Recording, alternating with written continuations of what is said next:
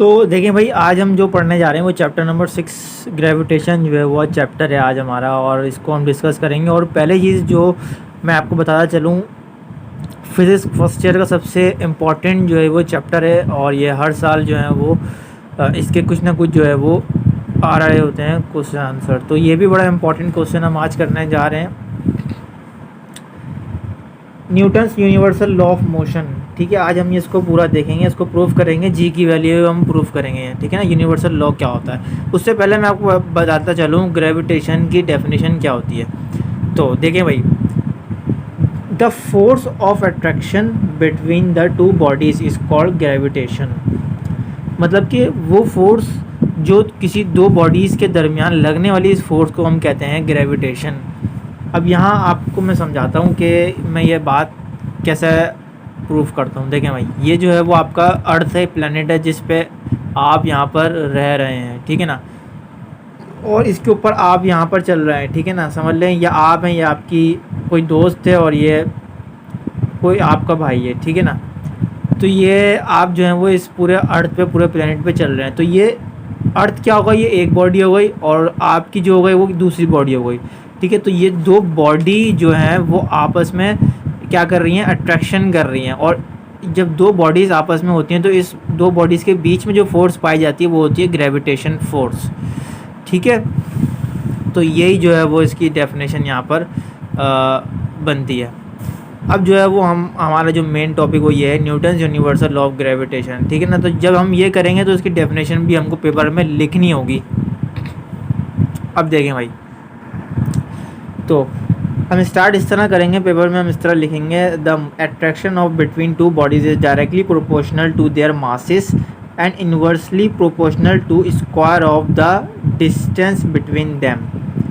ठीक है, तो इसका क्या मतलब वो ये मैं बताता हूँ। इसकी जो पहली यहाँ से तक जो यहाँ तक ये लाइन, उसका मैं आपको मतलब समझाता हूँ। देखें क्या ये रहा है, ये जो फोर्स है बिटवीन टू बॉडीज़ के दरमियान वो डायरेक्टली प्रोपोर्शनल होती है किसके, m1 मास और m2 मास के। ठीक है, कोई भी m1 मास बॉडी 1 का मास कहलाता है और m2 मास बॉडी 2 का मास कहलाता है। ठीक है ना, तो ये जो है वो फोर्स जो होती है वो डायरेक्टली प्रोपोर्शनल होती है। अब देखें यहाँ पर जो है वो यहाँ से लेकर यहाँ तक इसने क्या बात करी है, inversely proportional to the square of the distance. और यही फोर्स जो होती है वो इन्वर्सली प्रोपोर्शनल होती है, ये आर है, यानी कि ये क्या है, स्क्वायर ऑफ द डिस्टेंस है, डिस्टेंस है ये।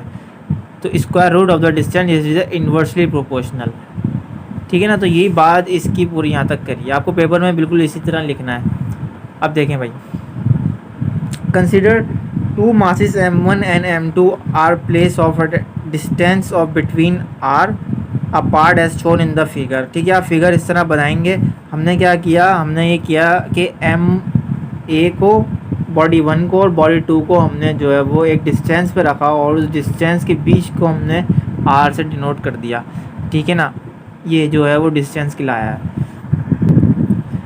अब मैथमेटिकली की हम हेडिंग डालेंगे और दोनों इक्वेशन जो है वो हम इस तरह करके लिख देंगे। ठीक है, इक्वेशन 1 और इक्वेशन 2। अब इन दोनों को हम जो है वो कंबाइन कर देंगे। ठीक है, कंबाइन करने के बाद आपके सामने जो है वो कुछ इस टाइप की इक्वेशन आपके सामने नज़र आएगी। ठीक है ना, तो अब इसके बाद आप देखें ये जो मैं कह रहा प्रोपोर्शनलिटी का जो साइन है, अब इसकी जगह जो है वो हम हमारे पास जी आ जाएगा और इस जी को हम जो कहते हैं वो यूनिवर्सल कांस्टेंट कहते हैं।